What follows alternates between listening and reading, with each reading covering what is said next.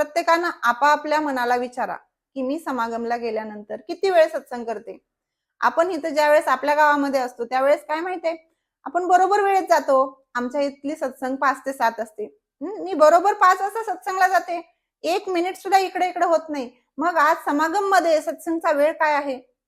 कधी आपण विचार केलाय की सत्संगचा वेळ किती वाजता आहे, संपणार किती वाजता आहे? आपण कधी विचार करतो का? मग जर सत्संगचा वेळ 2 वाजताचा असेल तर आपण बरोबर 2च्या अगोदर म्हणा, 2 वाजता म्हणा, सत्संगमध्ये जातो का? नाही जात मंडळी. का जात नाहीत आपण? काहीच कारण नसताना सुद्धा जात नाही. दासी म्हणेल इतक्या लांबून सद्गुरू आपल्यासाठी तिथं आलाय, मग आपण तेवढा वेळ तिथपर्यंत नेऊ शकत नाही, तिथं जाऊ शकत नाहीत का आपण? जायला पाहिजे, खरंच जायला पाहिजे. विनंती आहे, प्रत्येकाला अडचणी आहेत माहित आहे. आता दासीला सुद्धा तास 2 तासाच्या वर दासी एका ठिकाणी बसू शकत नाही. एवढी कंबर दुखते, एवढा त्रास होतोय.